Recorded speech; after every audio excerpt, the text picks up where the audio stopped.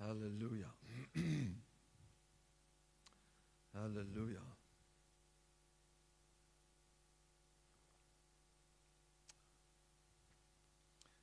Yeah, praise God.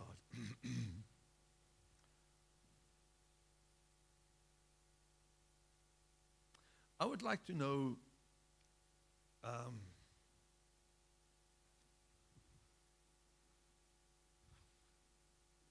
why do you think are you in this world?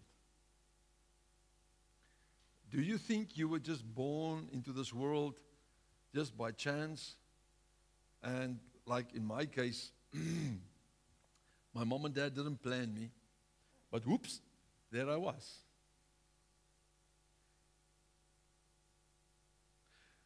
Do you really think, it's so sad to hear people say these things and think that, oops, you're a mistake. Do you really think so little of my God? That He's not in control? Do you really think He cannot use your oops in His kingdom? Do you really think that my God can really, really, really, really make a mistake? And do you really, really, really, really think that anything in this world can escape His attention? Nothing escapes His attention. The Bible says, even the amount of hair on our heads. Now, some has got less than others, and some has got whiter and grayer than others, but He knows it all. So, why do we as humans, and I'm going to say this now, you must understand this, why do we belittle God to our level of thinking?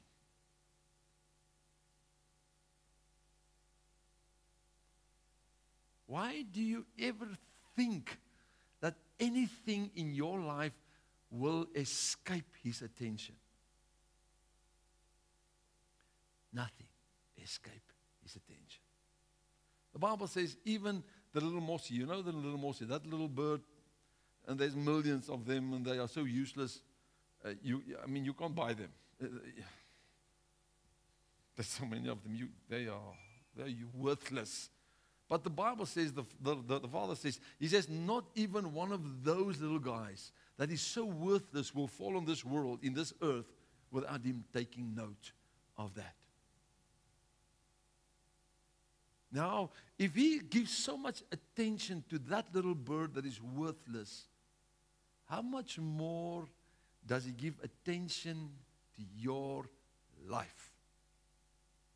And everything is like we heard last night, the journey. Everything in your journey, He knows it all. For some reason, we think He's like a human. Sometimes they say men cannot, what do they call it? Multitask. But I wonder if any human can multitask. Because sometimes we might get it right, and sometimes I don't think we can get it right.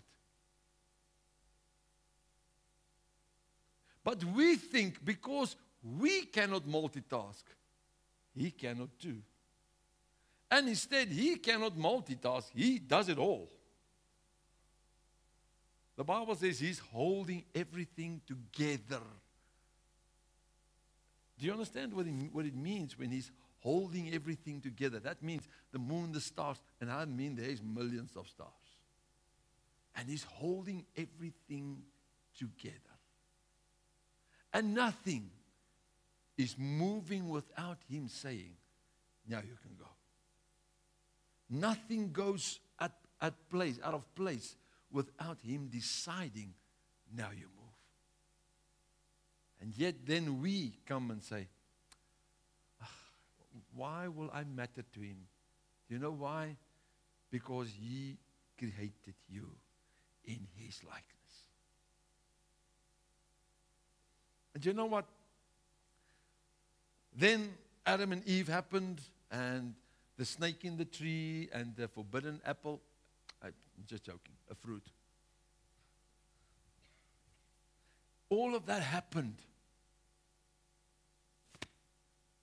And then we are stuck in a place called earth with all that happened in the Garden of Eden, where all hell broke loose in this world for you and me. And we cannot escape this world unless Jesus comes to fetch us. And then you and I are in this huge battle. And please tell me, I would like to meet someone that says its life is not a battle. And it's actually a battle of survival. And it's not the battle of who's the fittest or the strongest. No. This battle is not amongst humans. It's against the principalities and the powers in the dark world that is ruling this world because of what happened in Adam and Eve's time. But then, thank the Lord, Jesus came. And what Adam has lost, the rulership, the ticket to rule this world, Jesus came and he says, I'm going to restore that.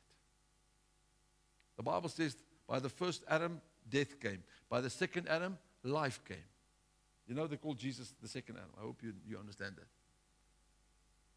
But with this life that Jesus came to give us, there's much more to it. You must actually go and read.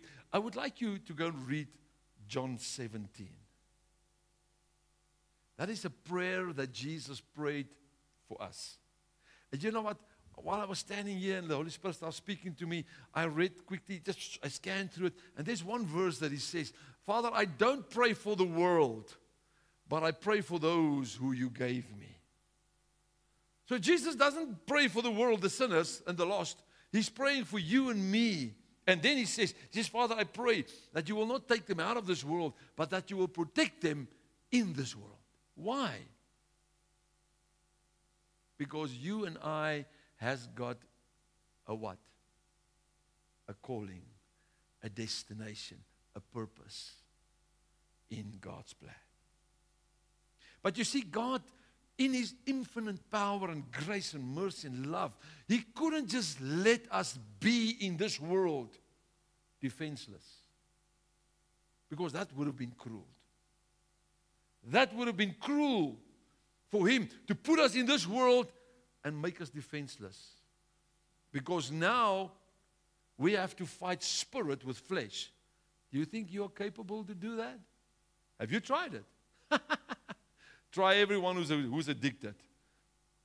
Ask them. They will tell you how to fight, how they promise the Lord, I will not do that again. Lord, tomorrow morning they stand up and bam, right back where they were. Why? Because they're trying to fight a spirit with their flesh. You can't. The flesh is weak against the spirit. You cannot even try to stand up in your flesh against the spiritual. You will fail. Why will we fail? Because Jesus says, and Paul says, he says, because there's something reigning in us, and we call that a sinful nature. And that's making us subjected to this world and all its lusts. That's why you cannot stand up against the sin in this world, in the flesh. You have to stand in the spirit. And that's why Jesus came. And you know what? After he went to Hades and he went, fetched the keys from Satan and from over death and he conquered sin and he rose. You know what? The Bible says he was the first to pave the way into eternal life for you and me. And that's what you must remember tonight is where if Jesus didn't rise from the dead, you and I did not have the chance to enter eternal life because there was no one that opened the door of eternal life for us, but He did. But when He left, He said, I will go to my Father now, but I will not leave you as orphans. But I sent you my Father's Spirit, the Holy Spirit, the Comforter. And He will guide you and teach you in all truth. And you see, only when the Holy Spirit came, the disciples still was not equipped yet. Do you know when they got equipped? The day of Pentecost. When they were that 120 up in the upper room and they were waiting on the Lord. They were waiting. Jesus says, go and wait. I wonder what picture did they have in their mind? He just said, go and wait. Wait for what? You wait for the power. You will be receiving power. I wonder if they were standing there waiting for a lightning flash to hit them. Because nobody knew the Holy Spirit. Nobody knew how He operated. Nobody knows how He will come, how He looks. Nobody knows anything. So they were just standing there and waiting. Like this friend of mine. I'm not going to say names. But when he got saved, now he was just plain ignorant. And he read the Bible, but he was a gangster. So he didn't read the Bible when he was a child. He grew up in a very harsh environment. So when he read the Bible after he got saved, he read the Bible and the Bible says, open your mouth that I can fill your mouth with my word. Do you know what he did? He locked himself in his bedroom closet and he stood there for 3 days. He says his jaws were so sore. He couldn't close them after 3 days. But he stood there waiting for God to fill his mouth with His word. Because that's what the word said. And he took it literally. And he said he stood there in his closet for 3 days. And he's waiting for God to fill his mouth with His word. Just after 3 days, something hit him in that closet. He says there came a power into that closet that made him fall to the floor.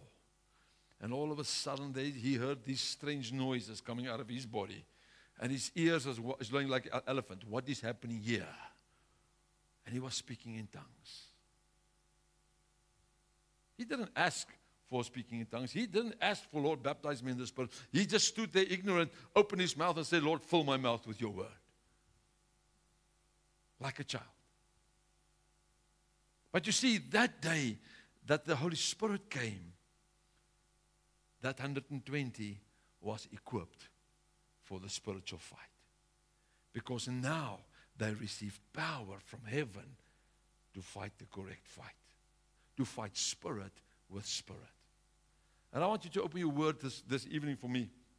We're going to read two passages. The one is Ephesians 6. You all should know that one. That is a well-known scripture. Ephesians 6.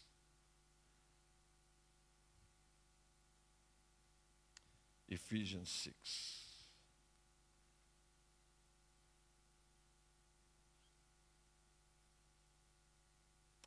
Let me just find the scripture. Where it is? Verse, what's it? 12. Yes. He says, for we wrestle, and listen, I wish the church can wake up. I hope your Bible has got this scripture in, because I don't know if your Bible has got it in, because we're not living according to it. Let me ask a question. Let's see what's jumping out. I'm going to throw a stone in the bush, and let's see who I'm going to hit. Who of you are getting easily offended?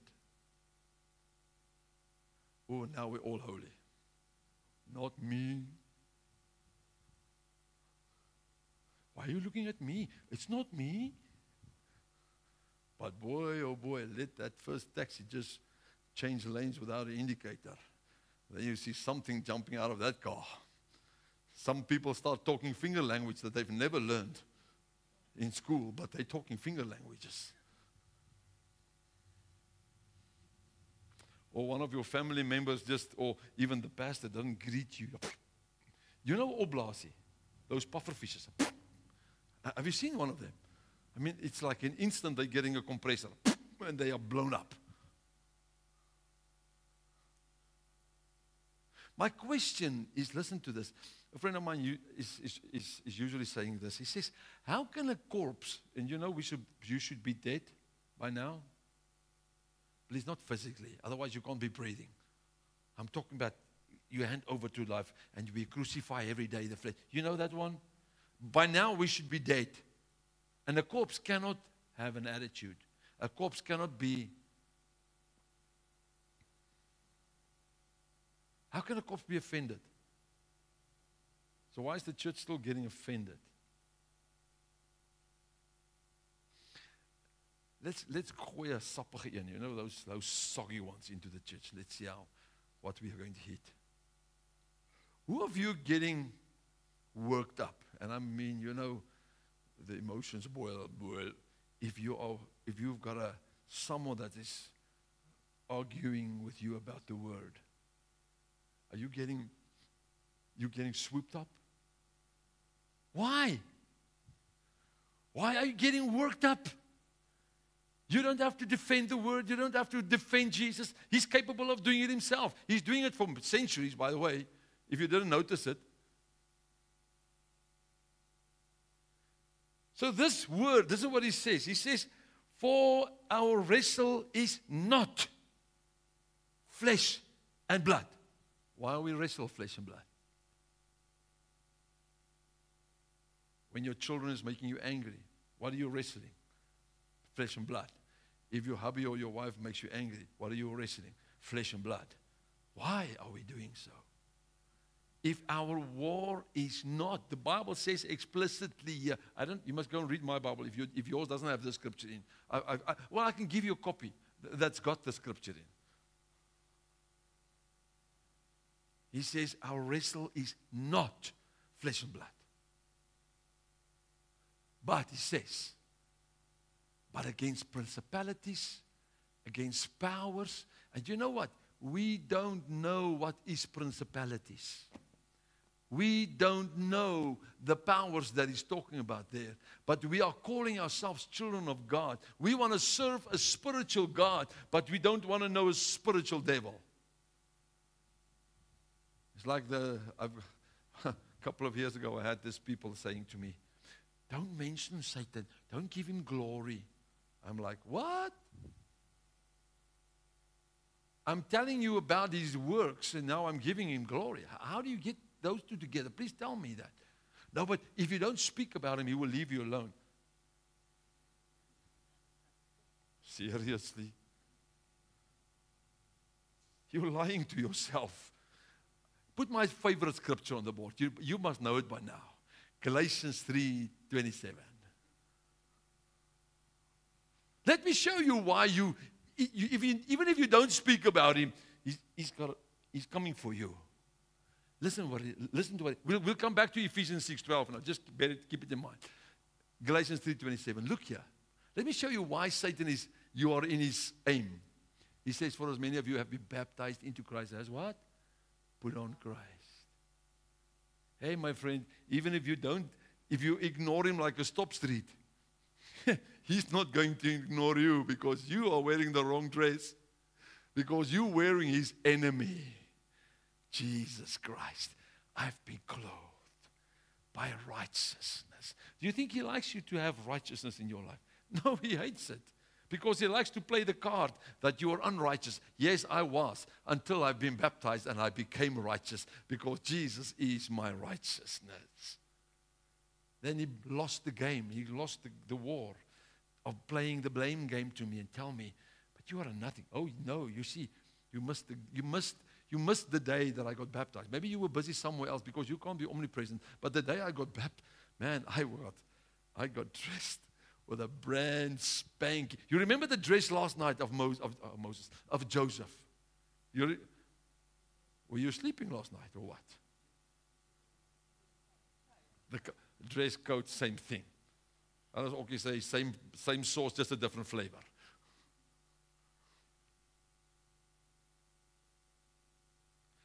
You have received a brand new coat. His name is Jesus. That's why, even if you don't mention Jesus or Satan in your vocabulary, even if you delete it, you rub it out with a rubber, he's not going to leave you alone. You can try to leave him alone, but he's not going to leave you alone because you have been dressed. Go back to Ephesians, please. He says, so now our war is not flesh and blood, but principalities and powers. And then he says, against the rulers of darkness of this world. Now, I want to ask every prophet, pastor, teacher, whatever you want to call yourself. You can even be the Pope tonight, for all I care. I want to ask you, where do you get the teaching from that we, in this world, we will have it smooth till Jesus comes? Do you know why? You know what? You're lying to your people. You are misleading people because you're not preparing your people against a fight. The Bible says there's a fight going on. There's a fight. Why are you not? Oh, yes, I forgot. They train the people and they teach the people to get dressed every morning with a soldier armor. You know? Are you dressing? How many of you are dressing every morning? I would like to see. No more. No, not anymore. Since you met me. You see, you cannot dress every morning and dress every morning. And how many suits do you want to put on? Maybe that's why you are not fighting and you cannot fight because you're like King David when he wanted to put Saul's armor on. This is too heavy for me. I can't walk. Maybe that's why you cannot fight. Because you're dressed every morning with so much armor that you cannot use it. You're stiff-necked. Instead of taking the armor that you've got, just read this further. You will see what is the armor.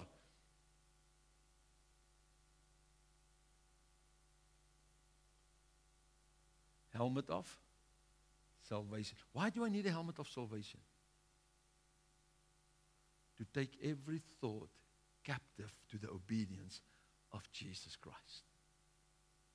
Now I want to ask a question. Are we doing it?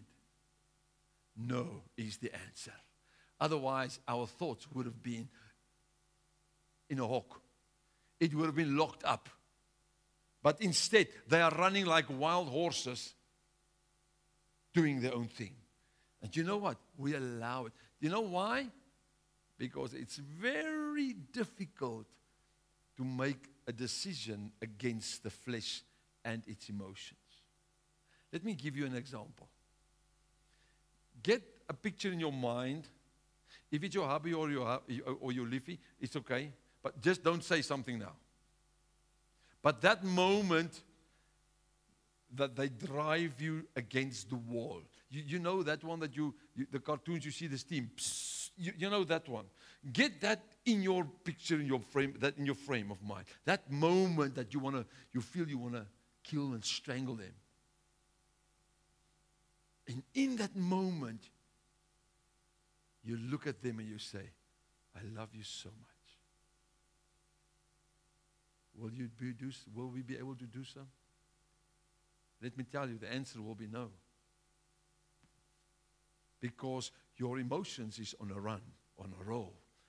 And I haven't met the person yet who can put the brakes down in that moment. Because it's like what do you call it? A kukupan. Do you know what's a kukupan?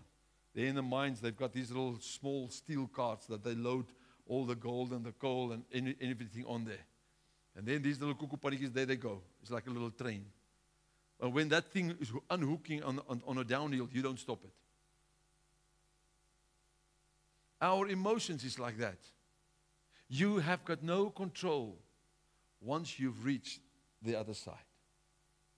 That's why we need to take every thought captive to the obedience of Christ before the emotions start the roller coaster ride.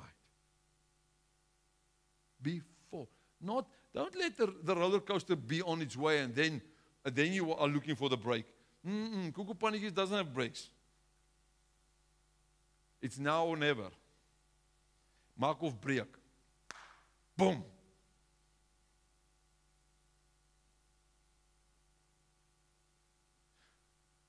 We need to take every thought captive before our emotions is getting attached. And that's not just hubby, Liffy, your children, even your boss at work, even your those weirdos that you only want to see them once a year and never again. They call them family.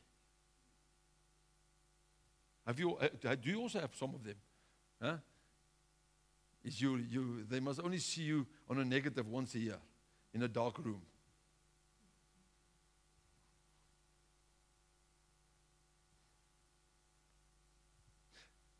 I dare you, try what I'm just telling you now, is when you are letting these thoughts run and they are hooking the emotions and there they go, try to stop it. I dare you. I would like to meet you that you can make a U-turn in that area.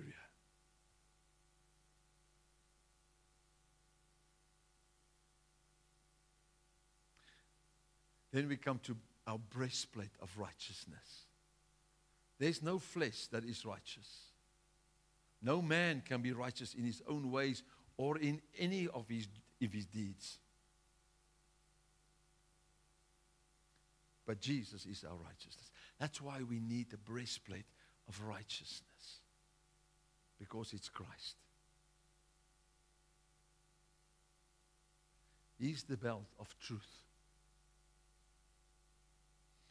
He's the author and finisher of what? My faith. So he's my shield. What's the word? What's the sword? Is the word. Who's the word? John 1 verse 14 says, and the word became flesh and came to dwell amongst us. So I'm just describing you Galatians 3:27, and that is the armor that you already received the day that you got baptized. But you need to start knowing now and learning now how to use the armor. And this is what we have never been taught. That's why we are struggling to take the thoughts and the emotions to keep it contained. Because nobody taught you how to use your helmet of salvation to bring the thoughts to the obedience of Christ. You have to train now to use the sword, to use the shield. What is the shield? He says, with the shield you will quench the fiery darts. What is a fiery dart? All the attacks and the things that Satan sent your way. All the attempts for him. All the attempts trying to put you in situations. Faith. I block you. And it will not work. How do I use the sword? Jesus is telling us the day when he was on the mountain with Satan. He says, it is written. Fatsua. Put Ephesians back on the board for me. So, you and I have been equipped for the fight. And I would just want to go one scripture further with you to show you something tonight. I want you to open your word for me in the book of Luke. Luke chapter 10. Luke chapter 10. And when I read this, I've read it so many times, but for the first time tonight, I actually saw this in my spirit. And I realized what just happened. Listen what he says.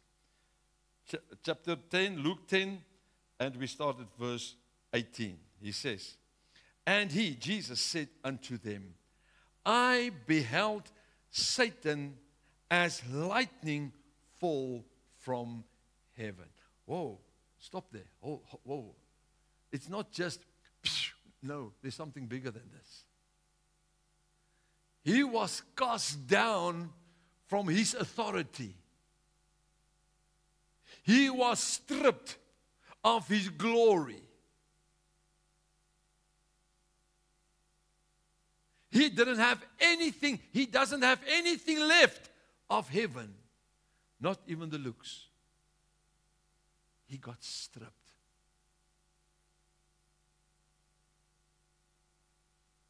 All his power, all his authority was taken away. Listen what Jesus says further. He says, behold, listen what he says.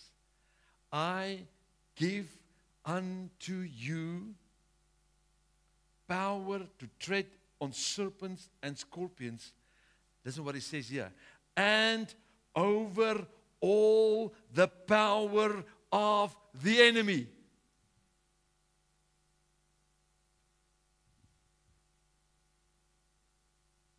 Have we received it? No, we didn't.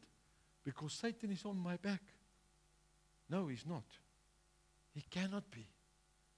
Because I am his master, according to the Bible. He's under my feet. What is scorpions and snakes? That's Satan's work.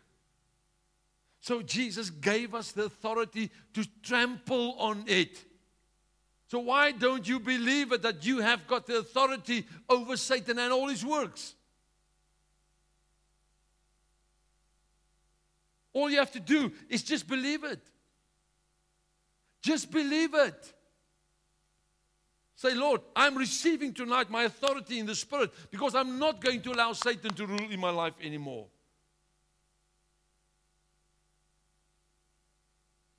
I've got the shield of faith. I've got the sword of the Spirit. Man, I've got the helmet of salvation. Man, I've got the righteousness of Christ. And you know what this righteousness of Christ means? That means I can run boldly into the throne room of the Father, because when the Father looks at me, he doesn't see me anymore, but he sees his Son, his righteousness of his Son. That's why I can enter there. That's why the veil torn, because Jesus' righteousness became ours. Where is it written in the Old Testament?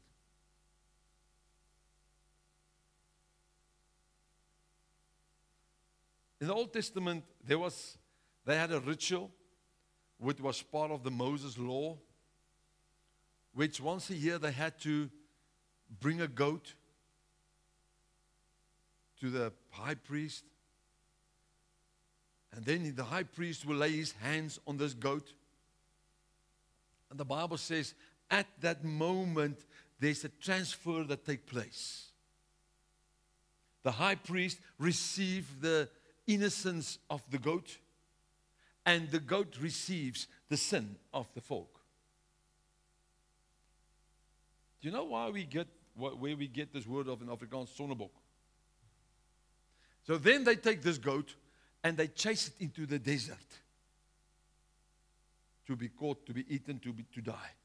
Because he's taking the sin of the people out of the camp.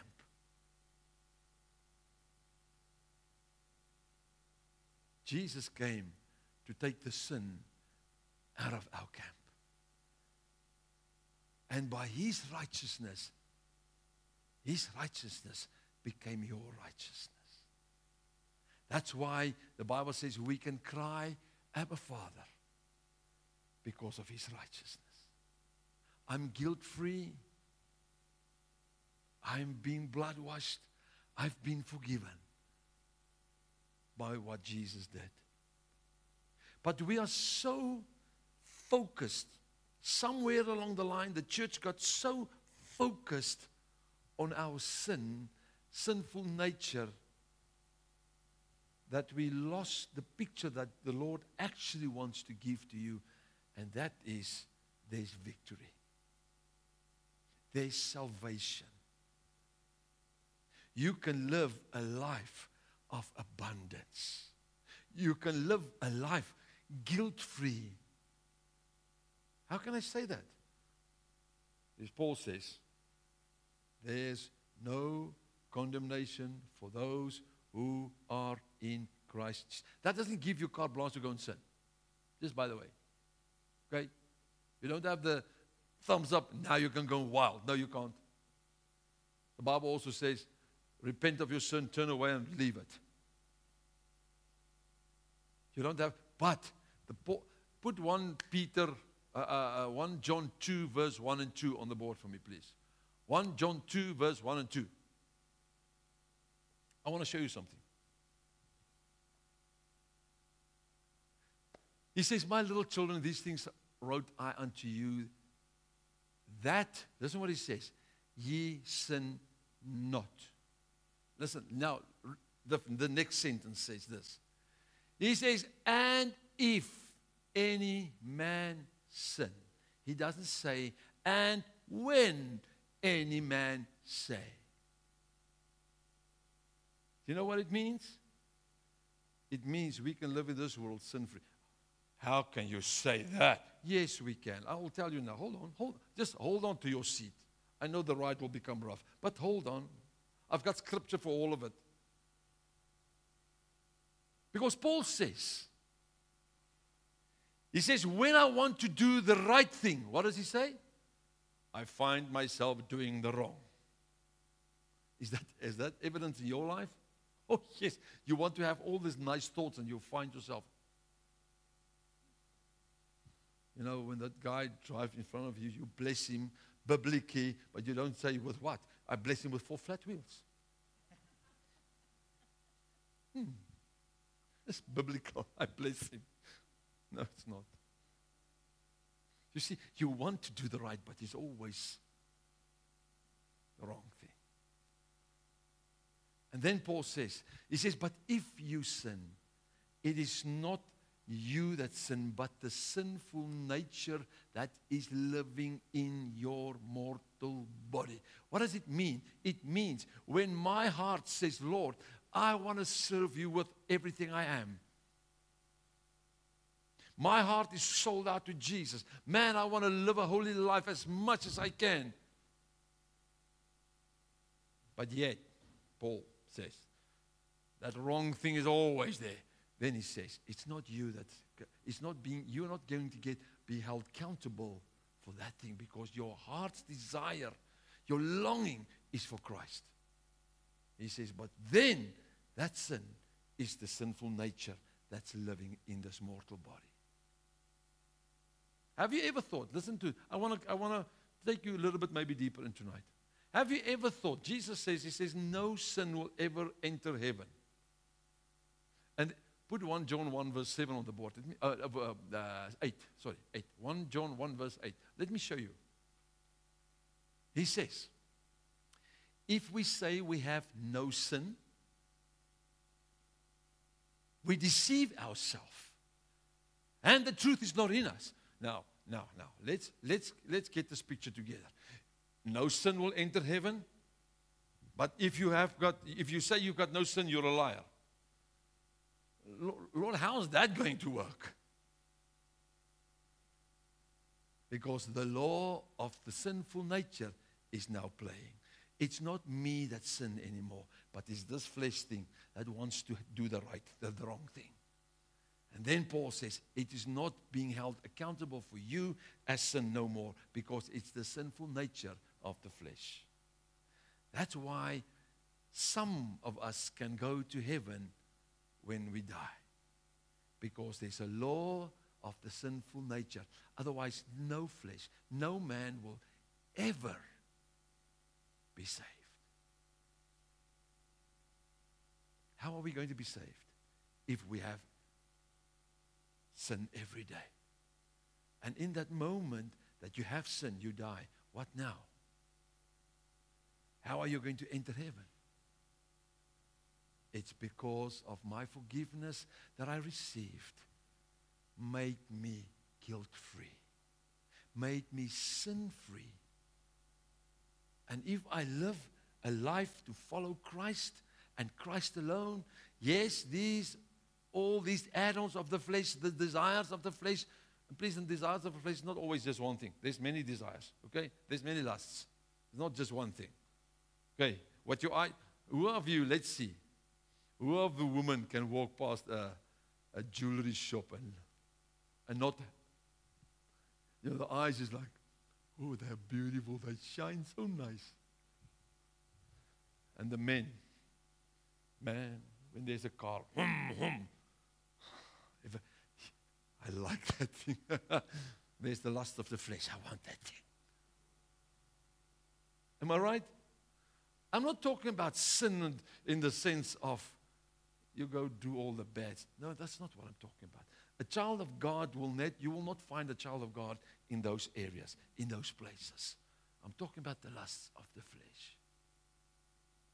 The desires of this earthly stuff. Because he says, if any man sin,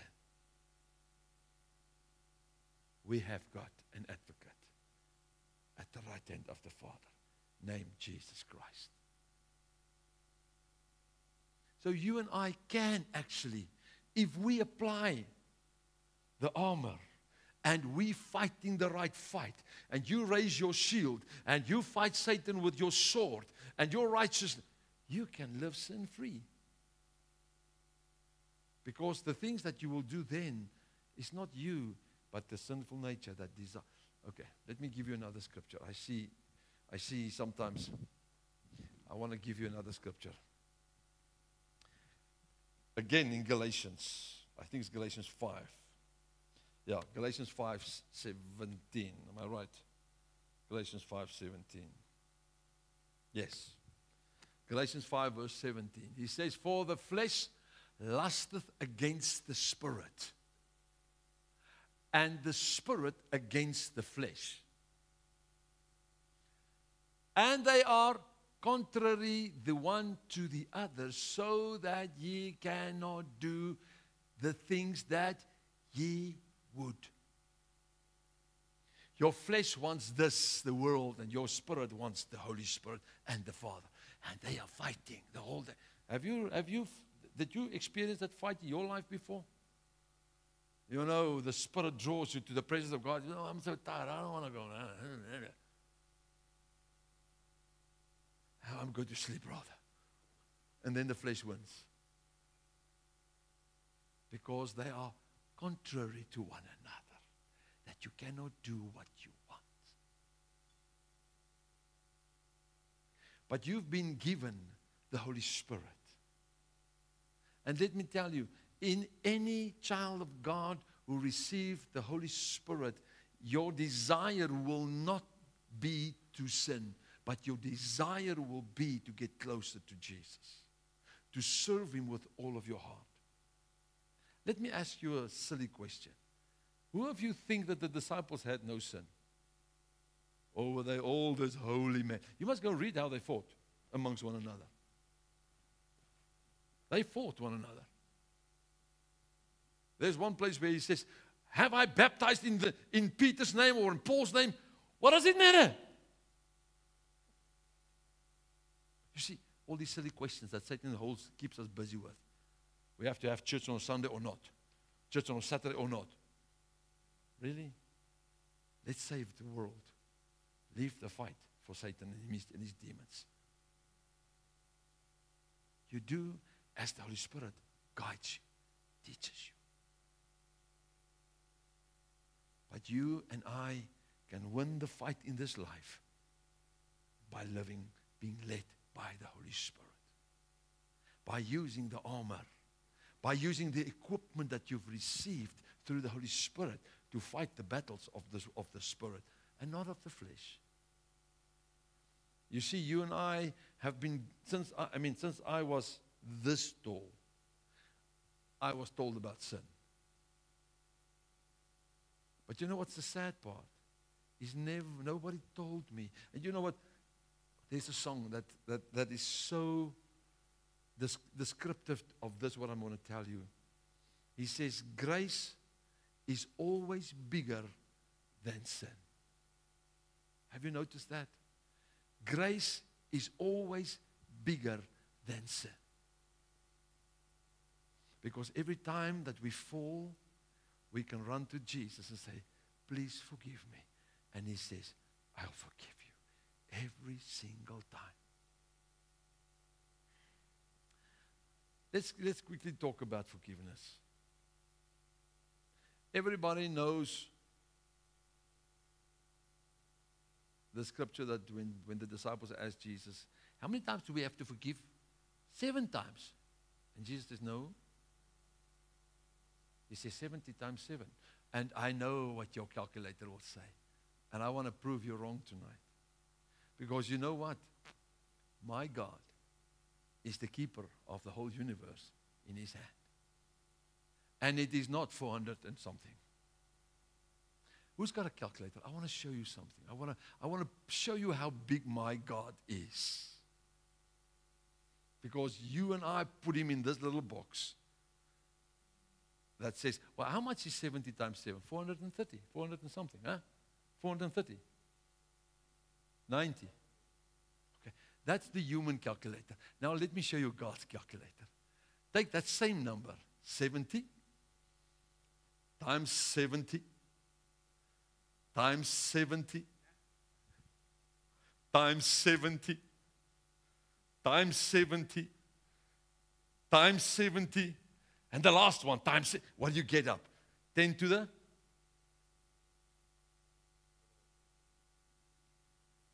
That's my God. Now, if He's expecting a man to do that calculation and to apply that, how much more will He, the Father, the one who brought salvation, who brought forgiveness to the world by laying down His life, not forgive you?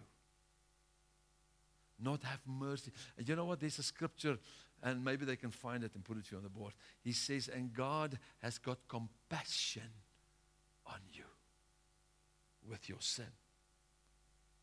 He's got compassion on you. Do you know why? Because He was in this world. He was tempted for 40 days. Thank God our temptation is not 40 days long. Man, I wonder how many would have survived. But He was tested and trialed. You know why? So that He will understand what this human factor goes through in this world. That He can be the advocate before the Father and say, Dad, I understand. Man, the road that this boy is traveling is not so easy. Lord, Father, I know that addiction that he's struggling with. Just be patient. He will come around. Because love conquers the world.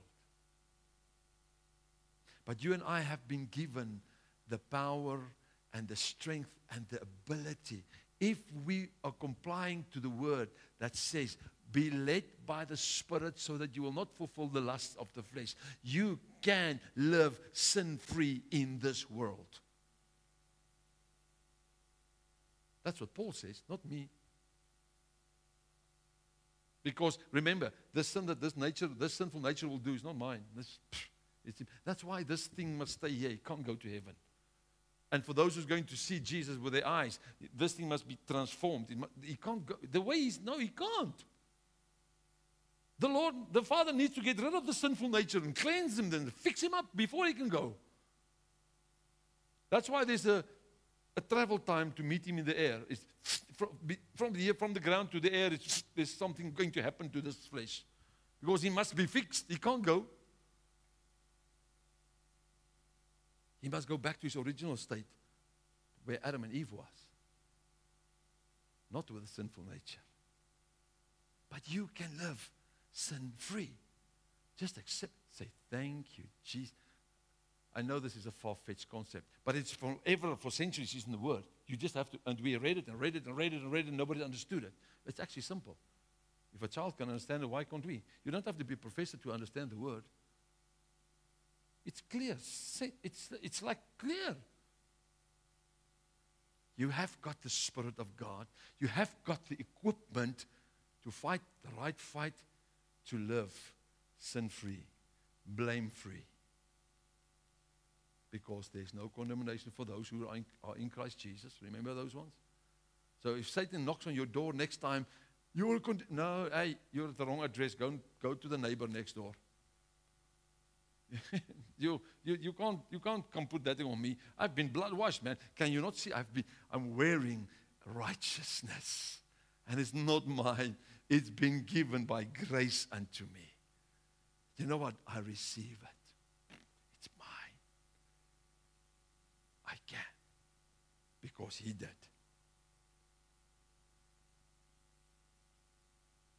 You just have to change your mindset and say, Lord, if you've forgiven me, John says, if I say that I've got no sin, then I'm a liar. That means I've got always sin in my life. Is that true? Yes, it is. Let me give you a plain and simple example. Maybe you will snap this idea faster. How many of us, and I would really like to see this one, how many of us is at that place where you don't form an opinion about anyone?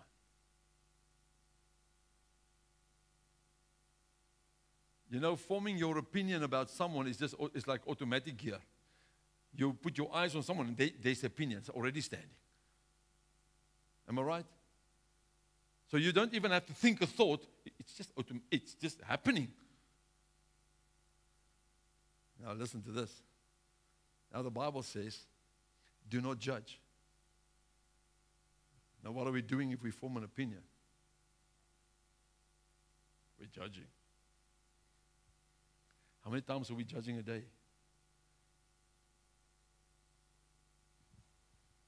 Because this nature in us, living in us, think He's got the ability and the right to do so. Did you make a choice to form an opinion? No, it's automatically. It just happens. You don't have control. It's like the Bible says, this little thing in your mouth, it's an untamable little goodie. It's like this. Have you seen it? This thing has got his own brain. Let him just pull a tooth. He will always go and scratch it. You pull him back. Now he's right there again. Did you notice that? Huh? Something happens inside here, and that thing is, he wants to investigate. He says, what's happening here? What is that? This thing is like a brain of himself.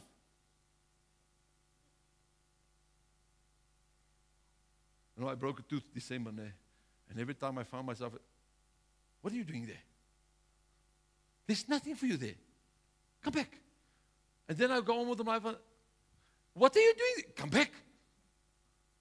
He wants to go and investigate what happened there. I think he can't see because he doesn't have eyes to see. There's a tooth that broke. No, you have to go and feel it. And so is your opinion. I mean, you just look at someone, flash Harry, there it is. And you've got someone sized up. You don't even know this person by a bar of soap. You haven't even shaken their hands, or you haven't even met them. You don't even know their name. You don't even know where they come from, but I've got the opinion. And how many times have our opinion, was it a stinking, of a stinking nature? Because sometimes we meet someone, you're like, oh, that's what I thought I heard. He's not that same person. Have you met that person? That you sized up and yet you realize, oh, it's not the same. It's not the case. So, sinful nature is in control of this thing. I don't have to think something. It's just there. It's like my tongue. He's doing his own thing. And so is my opinion.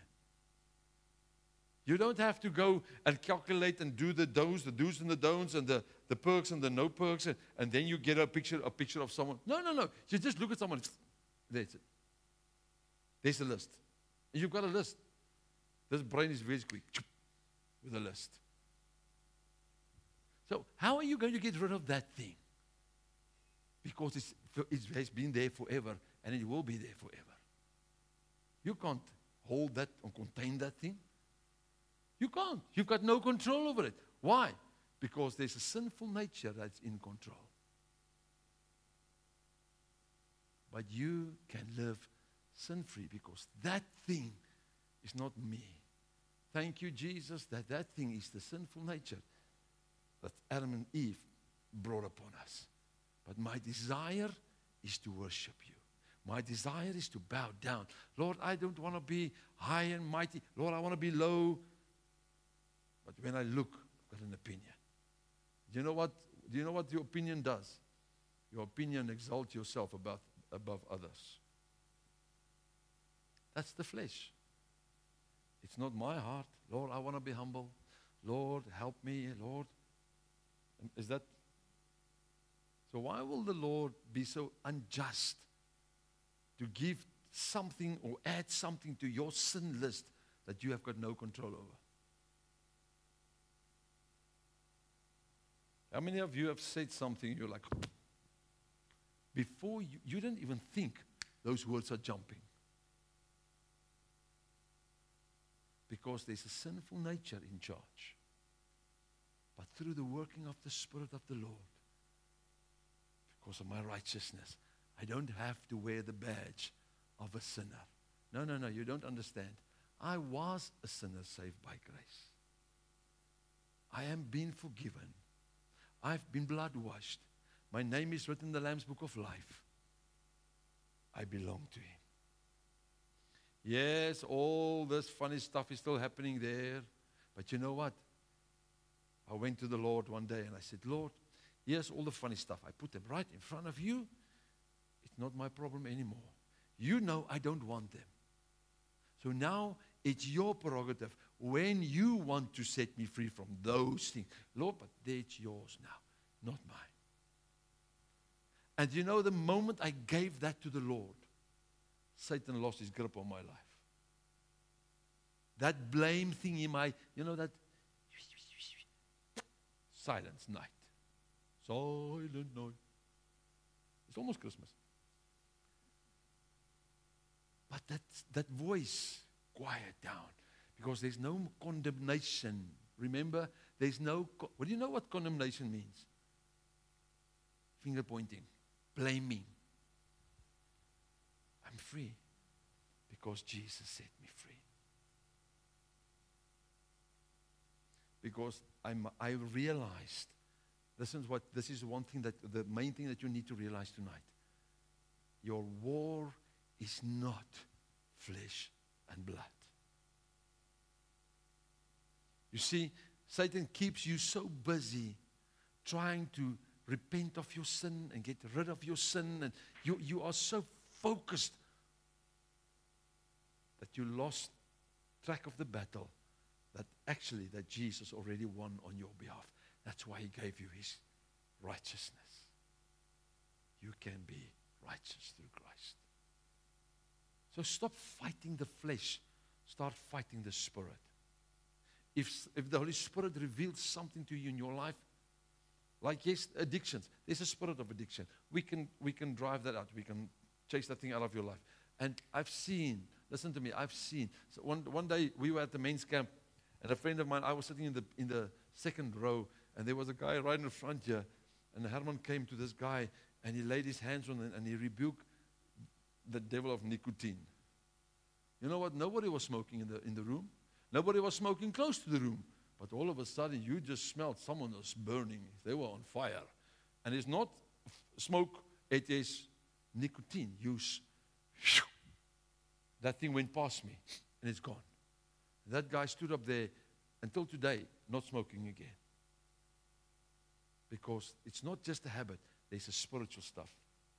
And you know what? It's the same demon, pornography, alcohol, drugs, whatever you want to call it, everything that you can be addicted to is the same spirit that's getting control over your body. Not your spirit, your body. And you have got the right to say, no, enough is enough. I don't know, there was many of you not here then, but those who were here, some of you were here. There was a couple of months ago, there was a guy that came to stand in front of me. Listen to this now. He had epilepsy. He had between 5 to 8 seizures a day for the last 15 years.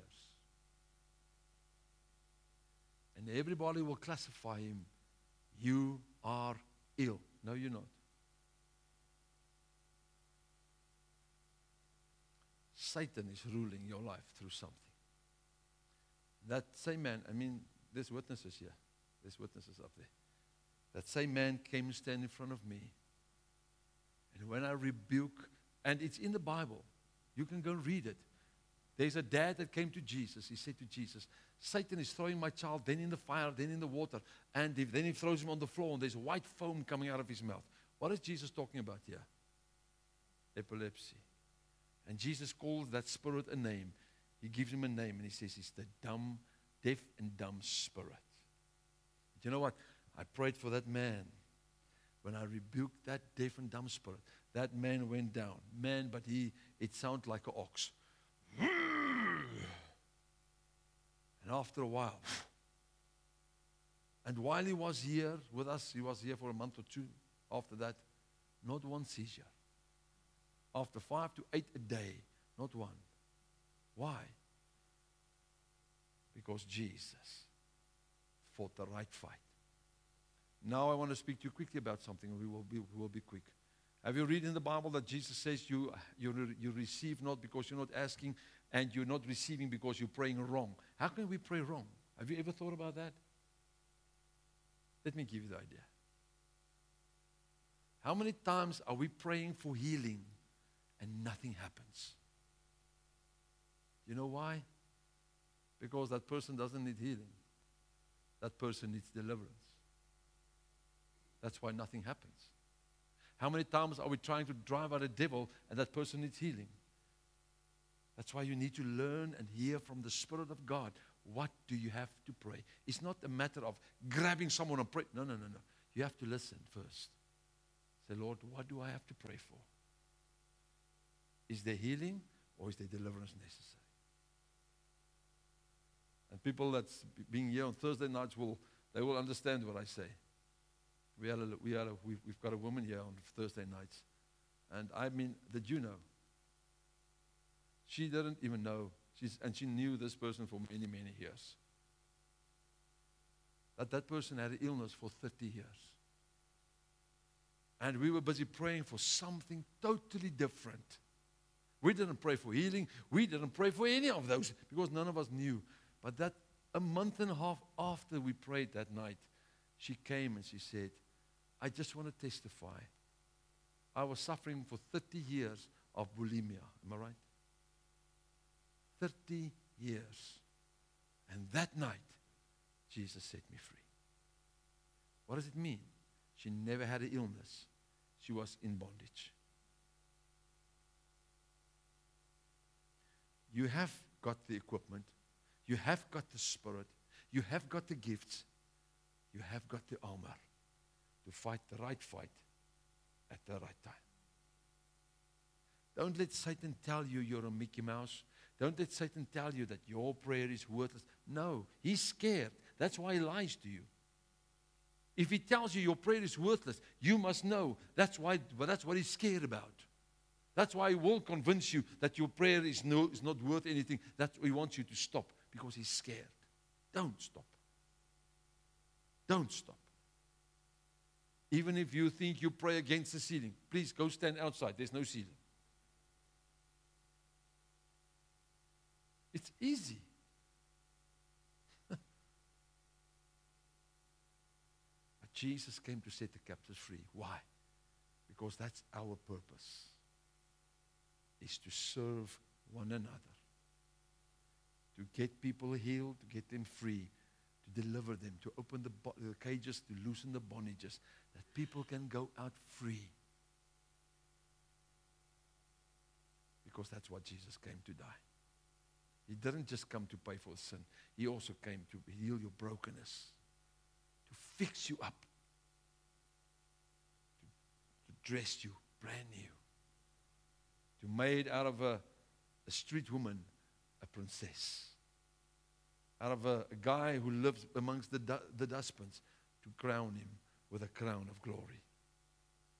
That's what Jesus came to do. Why can you not take tonight and say, Lord, you have given me. And you know what? If you just understand that the Lord Jesus himself has given you the ability over all the power, the authority over all the works of Satan, why are you not ruling like a king? If you are seated in heavenly places next to Jesus, why are you not ruling like a king?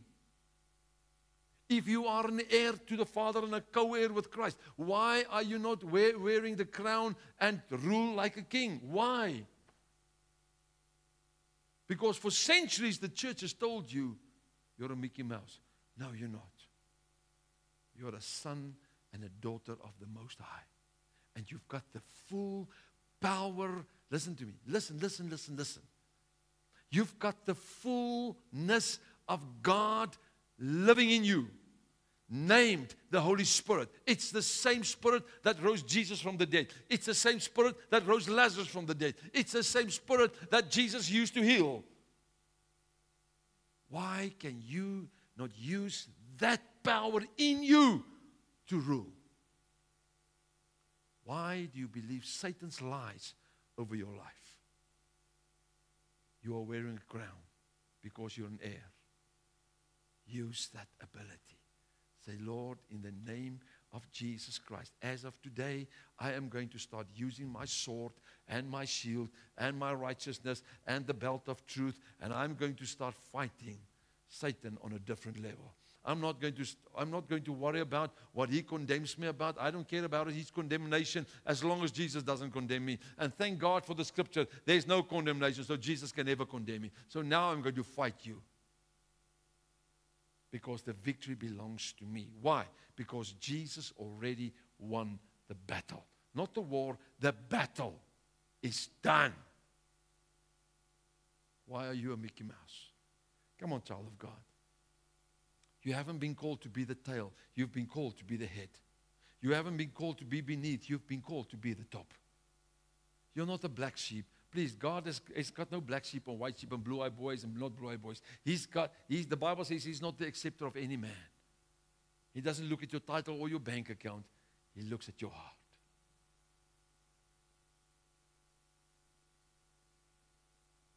Moenie die leuen glo nie. Jy weet waarvan ek praat. Moenie die leuen glo nie. Because there is no condemnation. Why? If I've repented, it's forgiven. 1 John 1 verse 9. Please, let me show them again. Let me show you how awesome this Jesus is. He says, if we confess our sins, He's faithful and just to forgive us. And then He doesn't stop there. He says, and to cleanse us from all our unrighteousness. He's not just forgiving you. He's like a baby when you have to change a nappy. He's not just changing the nappy. No, He's going to wash you also. He's going to rinse you off. No, you can't stink. You can't be full of mud. No, I'm going to wash you, cleanse you, fix you up. You're going to be brand new. That's my Jesus. So why can you not believe Him? Why are we living? Why is the church living as if we have no God? That's why Satanists rule. They're coming into the churches. And I don't even know if you know it, but there's certain pastors that is preaching from the pulpit who is a Satanist. After the service, they move the pulpit, and he and his fellow brethren having a satanic service because there's a pentagram right under the pulpit. And nobody knows it. There's a church in America for 11, 12 years.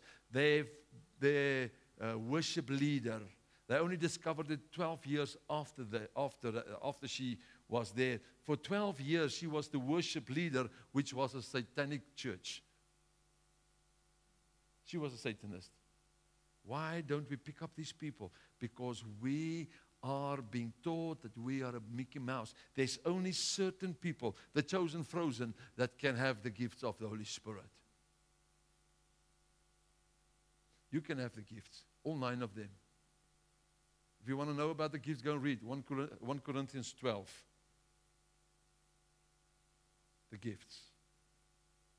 1 Corinthians 12. You can have the gift of discernment. You can have the gift of healing. You can have the gift of faith. You can have the gift of speaking in many tongues. And please don't let people tell you, you can only have 1 tongue. I've got 7. You want to say something about it? I've got 7. but I can't speak all 7. They just come as they are required. I've got one that I can speak. The other ones is when I'm in warfare, then I hear my ears just hear, but there's something different talking here now. When I'm in mourning before God, there's a different language. When I'm praying for someone earnest, there's a different.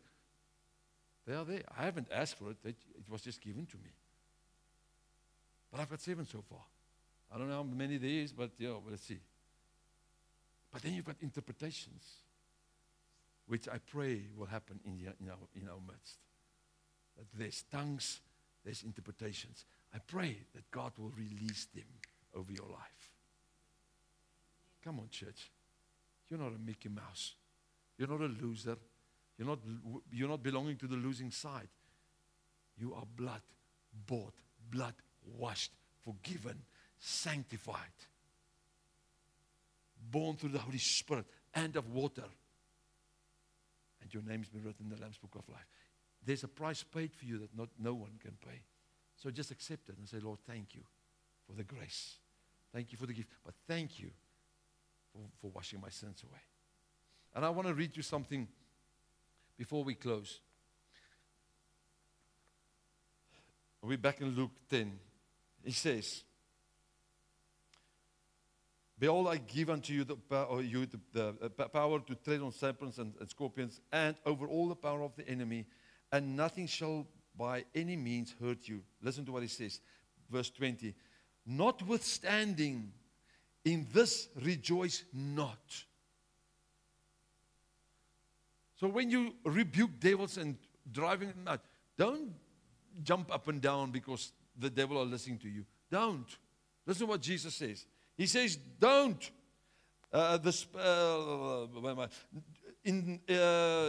Notwithstanding, in this rejoice not, that the spirits are subjected unto you. But listen what he says. He says, but rather rejoice, because your names is written in the Lamb's Book of Life. You know why we cannot rejoice? Because the Spirit is listening to us. It's by His power, by His name, and by His authority that they have to listen. It's not your power. So don't grow an image. Don't. Because it's Jesus. So what I want to tell you tonight is, it's time for you to get rid of that pity party, orphan little clothing. What do you call a jacket? Coat. What? Coat. Coat, ne? Yeah. Coat. Get rid of that thing. In Afrikaans, there's a word. And this is now higher grade Afrikaans. You can go and read it in the Bible. The Bible calls it in Afrikaans, it says, beklaanswaardigheid.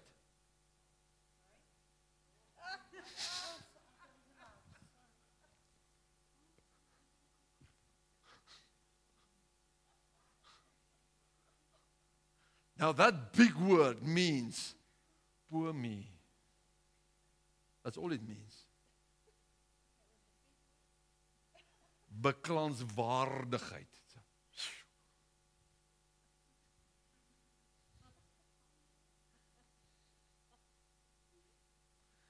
So get rid of your beklaanswaardigheid attitude and say, oh, poor me. No. You don't see a prince walking on poor me. No. That little young man is walking there because my dad is the king, man. And when he tells a soldier to bend, that soldier must bow. Why will I walk around that Satan trample on me and hassle me? Why? No. Get lost. Get away from me. What does the Bible say? Get behind me, Satan, because you're not in my future. You're in my past. It's time for you to have a gear change, an attitude change. Not, oh, no. Skud jou vere reg, man. Stand up. Stand up, upright spirit. You know what King David says? He says, Lord, give me an upright spirit and a clean heart. But please never take your spirit away from me. Upright spirit. Stand firm. Knowing that Dad is capable, wants to. He gave you His power. He gave you the authority. Just use it. Don't let Satan bug you with all the nonsense of the world. Captive. Righteousness. Shield. No, you're not going to. Sword. Start fighting him. Don't let him roll over you like a steamroller. Start fighting him. Don't fight flesh, the spirit with flesh. Fight spirit with spirit. Because you've been given the Spirit of God and the armor of God and the ability and the authority. You've got everything. What do you want more? We just don't use it. Poor me, beklaanswaardig. Check me. Find me a scripture with that big word. Find me a scripture that I can show them that word is really in the Bible. Beklaanswaardig, né? You're not a loser. If the fullness of God is dwelling within you, how can you be a loser? How? Explain that to me. I don't understand it. If the fullness of God is dwelling within you, how can you walk around with a sad face? How can you not have joy? Because the fullness of God is in you. I can tell you why you will walk around with a long face and a sad face and a broken heart, because you believe the lie. Don't. Jy gekry? Huh? Is it there? So your Bible also say that.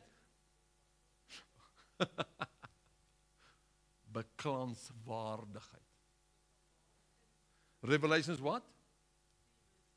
3 verse 17.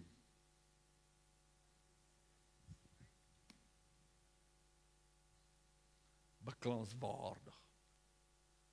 Groot Afrikaanse woorde. Huh?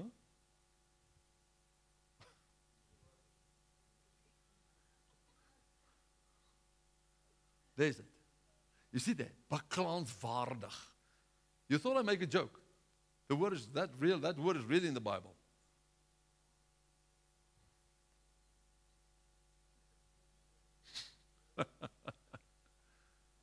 All right. So you need to make a decision tonight. Are you going to allow Satan to trample on you? Or are you going to put him back in his place under your feet where he belongs? Because Jesus put him there. You know what? Sometimes I experience this like you take a little pet out of his cage. Now, Satan is in his cage under my foot, and so I take him out and I play with him, and then he bites me. Put him back in his cage. That's where he belongs, under your feet. Don't take him out. Leave him there. Because he's already been won. The victory is yours. Don't accept defeat. Get the joy of the Lord within you, and ask the Holy Spirit to stir your spirit. It's like a koekmenger, you know. Let him stir your spirit until there's something rising. You know, brooddeeg rises, or vetkoekdeeg. They rise. Come on. Don't be these tall, long-faced, horse-faced people. What do we show the world out there? Oh, I don't want to be like you, son. Huh? You always have a long face. Why would they want to be like me if I've got a horse face? You've got nothing to give me. You've got nothing to offer me. I already look like you, horse face. No. Smile. Sparkle. Jump in my walk. Jesus is King. Like that man every time he greets me. You know what the Bible says when we come together, how you have to greet one another? He says, Maranatha, Jesus is coming. Have you ever met someone to greet you like that in church? No. But the Bible says so. When you come together, greet one another with these words. Maranatha, Jesus is coming. You know why? Because we are reminding one another Jesus is on his way. Come on, church.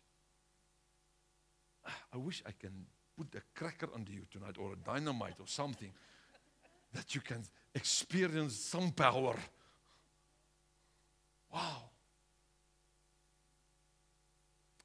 I want you to close your eyes. And I want you to have a serious conversation with the Lord now. I want you to tell him why you cannot stand in your authority? What is the thing that's keeping you back and holding you back that you cannot stand in that authority to rule over the works of Satan? That He Himself gave us the power over. Why can we not rule? What is holding you back? What is the obstacle in your way that prohibits you from living a life of victory, of joy, of happiness? And then the Bible says, of joy in the Holy Spirit.